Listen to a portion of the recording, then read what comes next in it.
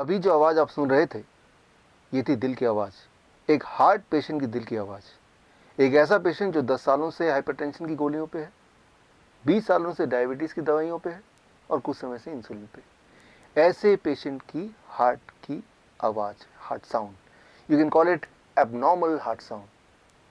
अब normal heart sound क्या होता है, एबनॉर्मल हार्ट साउंड क्या होता है, दोनों के बीच का फ़र्क क्या होता है? दोनों के बीच का फ़र्क अगर आपको पता चल जाए तो आपको क्लू मिल जाएगा how to come out of heart disease, how to come out of hypertension और हाउ टू क्योर डायबिटीज़। ये समझने के लिए आपको नॉर्मल हार्ट साउंड को एक बार समझना होगा। नॉर्मल हार्ट साउंड आपको सुनाने के लिए मैं यूज़ करूँगा, ये है डिजिटल स्टेथोस्कोप। और यानी कि ये स्टेथोस्कोप के थ्रू मैं इस स्टेथोस्कोप को डिजिटली ब्लूटूथ के माध्यम से लैपटॉप से कनेक्ट कर रहा हूँ।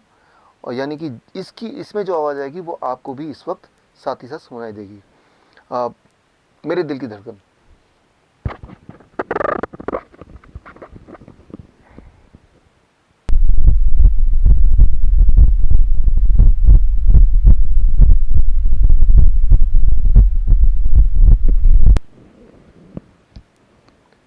अभी जो आपने आवाज़ सुनी ये है नॉर्मल हार्ट साउंड। वो जो आवाज़ थी वो थी एबनॉर्मल हार्ट साउंड। ये जो नॉर्मल हार्ट साउंड है इसमें आपने ध्यान दिया होगा तो आपने सुना होगा लब डब लब डब लब डब। वो जो हार्ट साउंड था उसमें भी था लब डब लब डब लब डब, लेकिन साथ में एक घिसने की आवाज़, एक रगड़ने की आवाज़। कैसे?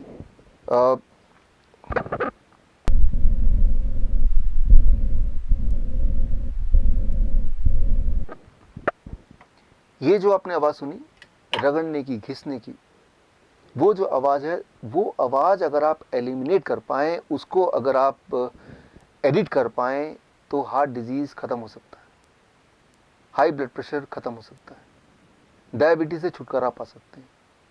लेकिन ये कैसे करें, उसको समझने के लिए आपको एक सवाल का जवाब अंडरस्टैंड करना होगा। सवाल ये लब डब की आवाज़ आती कैसे है, ये आती कहाँ से है?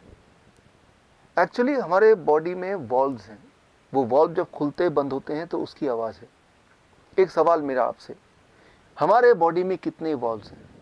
अगर आप किसी भी डॉक्टर से पूछेंगे तो बोलेंगे 4 वॉल्व्स। हाँ, 4 वॉल्व हार्ट में हैं, लेकिन पूरे बॉडी में कितने हैं? A 4 valves, B less than 100 valves, C less than 200 valves, D more than 250 valves. The right answer is, आपको जान के हैरानी होगी कि हमारे पूरे बॉडी में करीब 250 से भी ज़्यादा वॉल्व्स हैं, including the 4 valves in the heart. और वो सारे वॉल्व्स बिखरे हुए हैं, अलग जगह फिट हैं हमारे ब्लड वेसल्स में। हमारे ब्लड वेसल पाइप की तरह है, कुछ हैं जो बहुत बड़े अबाउट 2 सेंटीमीटर, कुछ है जो बहुत ही छोटे। लेकिन सारे ब्लड वेसल को एक के बाद एक लगा दें तो करीब 1 लाख किलोमीटर, यानी कि पृथ्वी का 2.5 चक्कर के बराबर। और उन ब्लड वेसल के बीच में अलग अलग जगह पे फिट हैं वॉल्व्स। वो वॉल्व्स की मैकेनिज्म अगर आप अंडरस्टैंड कर लें तो बात सामने थोड़ी क्लियर हो जाएगी। उसको अंडरस्टैंड करने के लिए आप मेरे इस एक्सपेरिमेंट पे गौर कीजिए। एक छोटा सा एक्सपेरिमेंट मैं आपको करके दिखाता हूँ, so that you understand what is valve and you understand the solution, how you can get cured of hypertension, of diabetes, of heart disease within few days.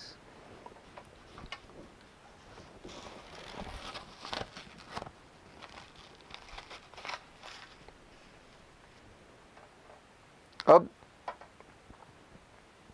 एक छोटा सा एक्सपेरिमेंट आपके सामने, to make you understand what are valves and what are their functioning.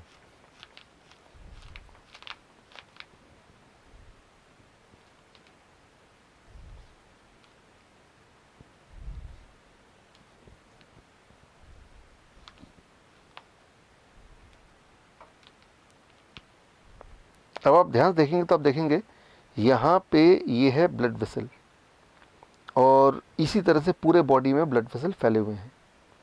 अब मैं अपने एक finger से ब्लड वेसल के यहाँ पे मैं इसको अगर मैं ज़ोर से दबाऊं तो ये ब्लड वेसल्स के ब्लड के फ्लो को मैं रोक रहा हूँ, और जो ब्लड इसमें भरा हुआ है उसको मैं अपने थंब से पुश कर रहा हूँ।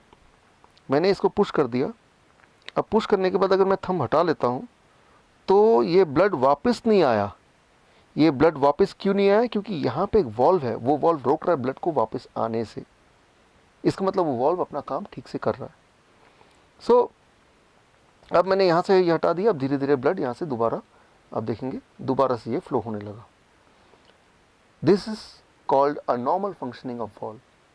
लेकिन कुछ पेशेंट्स में, कुछ केसेस में वॉल्व अपना काम ठीक से नहीं करती, यानी कि वॉल्व ब्लड को अपोजिट डायरेक्शन में फ्लो करने से रोक नहीं पाती ठीक से, जिसे कहते हैं वॉल्व रीगर्जिटेशन।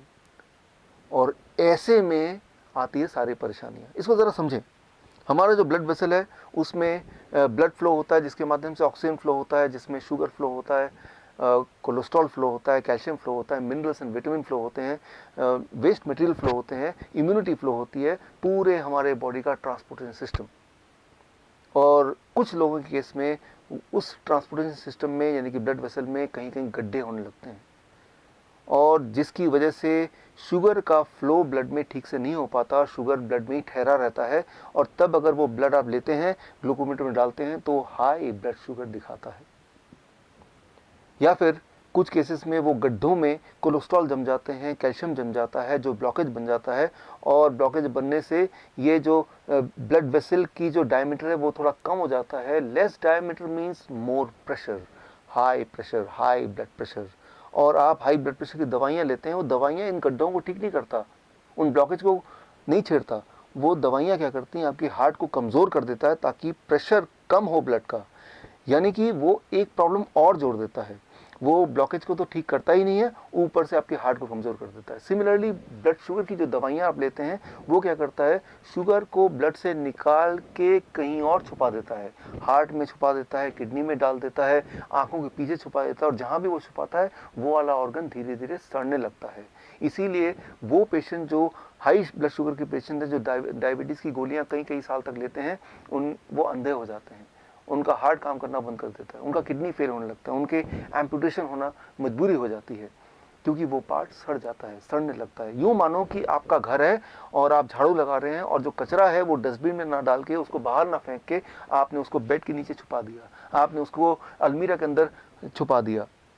कुछ समय के लिए वो घर बिल्कुल साफ सुथरा लगेगा, लेकिन उसके बाद बदबू आने लगेगी, सड़न आने लगेगी। आप ऐसे घर में रह नहीं पाएंगे। आपका बॉडी भी एक घर है। ये जो ब्लड वेसल है, ये एक ट्रांसपोर्टेशन सिस्टम है। और कुछ लोगों के केस में उस ट्रांसपोर्टेशन सिस्टम के बीच में कई कई जगह पे गड्ढे गड्ढे गड्ढे गड्ढे होने लगते हैं, जैसे हमारे पूरे देश में सड़कों पर गड्ढे हैं।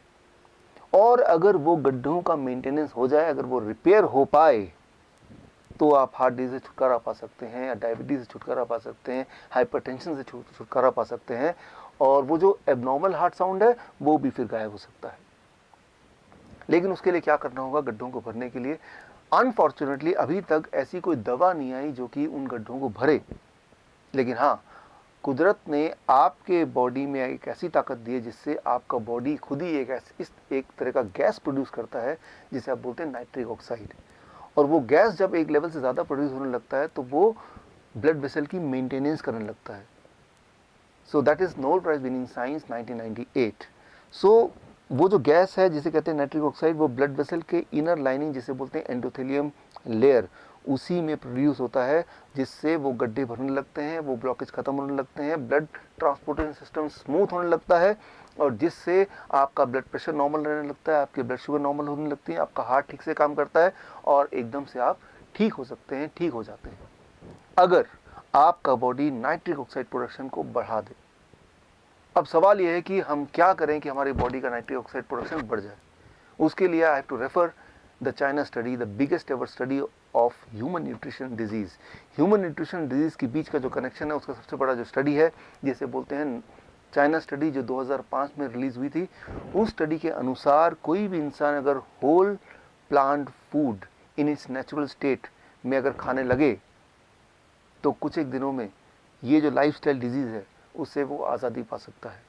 लेकिन इसको मैं आपको समझाता हूँ 3 सिंपल स्टेप में, how to implement the China study recommendation in your life in 3 step, so that you can be free of lifestyle disease including hypertension, including diabetes, including heart disease within few days. Those 3 steps are, as you can see on the screen. Step 1, 12 बजे तक जो भी कुछ आप खाएं वो हो सिर्फ और सिर्फ फल, fruits and fruits. कोई भी 3-4 तरह के फल, वो मीठा हो, खट्टा हो, कैसा भी फल, वो केला हो सकता है, आम हो सकता है, चीकू हो सकता है, अमरूद हो सकता है, जो भी फल आपको पसंद हो, 3 से 4 तरह का फल जो अवेलेबल हो लें और वो एज ए ब्रेकफास्ट खाएं। कितनी quantity? It depends on your body weight. Let's say my body weight is 70 kg, into 10, 700 grams or more of 4 kind of fruits, 3 to 4 kinds of fruits of your choice। एक बार में खाएं, 2 बार में खाएं, 4 बार में खाएं, 12 बजे तक आपको खाना है सिर्फ और सिर्फ फल, फल और फल। जितना ज़्यादा खाएंगे उतना अच्छा रहेगा, राइट। नो रोटी, नो चपाती, नो चाय, नो ब्रेड, नो बिस्किट, सिर्फ और सिर्फ फल, फल और फल, भरपूर खाना है। अब लंच, जब भी आप लंच में बैठें 2 प्लेट लेके बैठें, प्लेट 1 एंड प्लेट 2। प्लेट 1 में 4 तरह के ऐसे वेजिटेबल जो आप कच्चा खा सकते हैं, खा सकें, जैसे टमाटर, मूली, गाजर, ककड़ी, सो ये इस तरह के, या खीरा, इस तरह के सब्जियां आप लें, 4 जो कच्चा खा सकें, और जो कच्चा नहीं खा पा रहे हैं क्योंकि उनके दांत कमज़ोर हैं तो वो थोड़ा स्टीम कर सकते हैं। कच्चा ज़्यादा फायदेमंद है, लेकिन अगर नहीं खा पा रहे हैं किसी वजह से तो थोड़ा स्टीम कर सकते हैं। 3 से 4 तरह की ऐसी सब्जी जो कच्चा खा सकें या स्टीम करके खा सकें वो लें। और कितना खाना है, it depends on your body weight.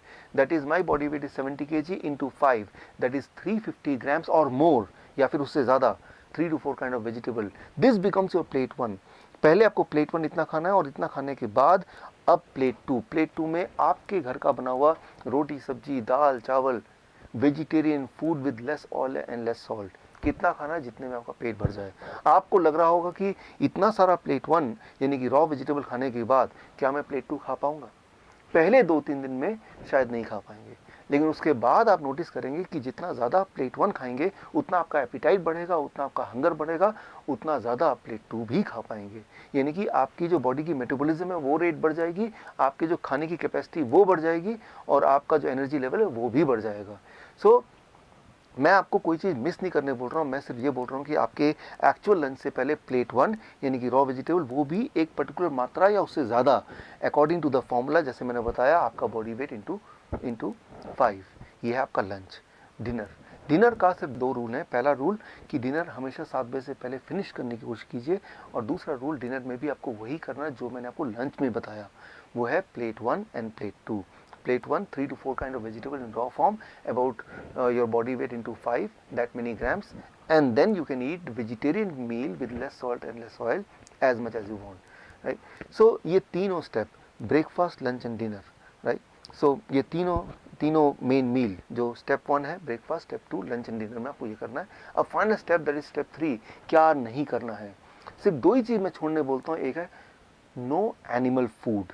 कोई भी ऐसा फूड जो एनिमल से आता हो उसको आपको नहीं लेना है, जैसे दूध, दही, मक्खन या लस्सी या अंडा या चिकन या फिश, इनको आपको नहीं लेना है, बिल्कुल ज़ीरो कर देना है। एंड नंबर 2, कोई भी ऐसा चीज़ जो पैक्ड फॉर्म में हो या रिफाइंड फॉर्म में हो या डब्बे में हो, जैसे बिस्किट या ब्रेड या रस्क या नमकीन, इन चीज़ों को आपको नहीं लेना है। ये सिर्फ 2 चीज़ छोड़नी है। और हाँ, एक चीज़ और जोड़ लीजिए, रोज़ अपने बॉडी को करीब 40 मिनट सनशाइन दिखाइए। 30 से 40 minute you expose your body to sunshine, that becomes your step 3। If you follow these 3 steps, अगर आप ये 3 स्टेप्स आप फॉलो करते हैं, so within the first 3 days your blood sugar will start coming to normal, यानी कि you will be force to stop the medication, you will be force to taper the insulin. अगर आपने insulin कम नहीं किया या ख़त्म नहीं किया, so you may land up in a hypoglycemic state, and that itself is very dangerous. Within the first 7 days your blood pressure will start reducing, आपका blood pressure कम होने लगेगा 7 दिन के अंदर, यानी कि आपको ब्लड प्रेशर की दवाइयाँ छोड़ना पड़ेगा, आपकी मजबूरी हो जाएगी छोड़ना। विद इन 1 month आपका एंजाइना यानी कि चेस्ट में जो पेन है वो ख़त्म होने लगेगा, ऑलमोस्ट ख़त्म हो जाएगा 1 महीने के अंदर। आप जब चढ़ेंगे 3 मंजिला भी तो आप हाँफेंगे नहीं। पहले 3 बार रुकना पड़ता था, तो आपको 1 बार भी रुकना नहीं पड़ेगा। और हाँ, वो जो हार्ट साउंड था, एबनॉर्मल हार्ट साउंड, वो घिसटने वाली साउंड, वो भी अब नहीं आएगी। वो भी अगर आप स्टेथोस्कोप से सुनेंगे वो भी नहीं होगा, वो गायब हो जाएगा। सो that will happen within the first 1 month. Your angina will go, your heart disease will go, that abnormal heart sound will also vanish, right? So that you can expect within 1 month. Within 2 months your thyroid will become normal, यानी कि thyroid की दवा आपको छोड़ना पड़ेगा या उसको taper down करना पड़ेगा। और अगर आपने ऐसा नहीं किया तो हाइपोथायराइड का हाइपरथायराइड भी हो सकता है, जो कि अगेन एक बहुत बड़ी प्रॉब्लम है। And with in the first 3 months आपका बॉडी वेट नॉर्मल रेट में आ जाएगा, यानी कि नॉर्मल BMI, ये इन ए हेल्दी वेट कैटेगरी में आ जाएगा। And this all will happen with in the first 3 months of following this diet in these 3 steps. कई बार मेरे पास पेशेंट आते हैं, वो बोलते हैं डॉक्टर साहब मैंने आपकी रिकमेंडेशन को फॉलो किया और 3 महीने के अंदर मेरा ब्लड शुगर, मेरा ब्लड प्रेशर, मेरी हार्ट डिजीज़, बॉडी वेट हर एक में फ़ायदा हो गया, अब मुझे इस डाइट पे कब तक रहना है। मैं उनको एक ही उदाहरण देता हूँ, और वो उदाहरण ये कि मान लो कोई आदमी आपके पास आता है पूरी तरह से कीचड़ से लथपथ, आपको बोलता है कि मुझे साफ़ होना है, मुझे क्या करना है। आप बोलेंगे जाइए जाके नहा लीजिए। वो नहा के साफ़ सुथरा हो क्या आता है, बोलता है कि मुझे कब तक नहाना है। अरे भाई, जब तक आपको साफ रहना है, यानी कि जीवन में हर दिन। सिमिलरली आपका जो ब्लड वेसल है वो रोज़ ही टॉक्सिन उसमें भर जाते हैं, जम जाते हैं, और रोज़ ही उसकी मेंटेनेंस होने की आवश्यकता होती है। यानी कि रोज़ ही आपके बॉडी में नाइट्रिक ऑक्साइड का एनफ मात्रा में प्रोडक्शन होना बहुत आवश्यक है, और वो तभी हो सकता है जब ये डाइट आप लगभग रोज़ फॉलो करें। हाँ, एक छूट मैं आपको दे सकता हूँ, दैट इज़ चीटिंग डाइट। हफ्ते में एक दिन आप कभी पार्टी में जाते हैं, कभी पिकनिक में जाते हैं, कभी कोई बर्थडे एक्सेट्रा में जाते हैं, तो एक दिन के लिए you can enjoy the flexibility, you can ignore these rules and you can eat whatever luxury food you want to eat। लेकिन वो सिर्फ हफ्ते में एक दिन, वो अभी नहीं, आज से 3 महीने तक ये डाइट फॉलो करने के बाद जब पूरी तरह से आप बीमारी से आज़ाद हो जाएंगे, दवाइयों से आज़ादी मिल जाएगी, तब हफ्ते में एक बार you can go for a cheating diet. यानी कि मैं ये बोलना चाह रहा हूँ कि you are enjoying the social celebration also and you are enjoying the good health also। ये डाइट अगर आप फॉलो करेंगे तो आप बीमार पड़ नहीं सकते, और जो बीमार हैं वो बीमार रह नहीं सकते। This is doctor Vishwaroop Roy Chowdhury. All the best. Jai Hind. Thank you.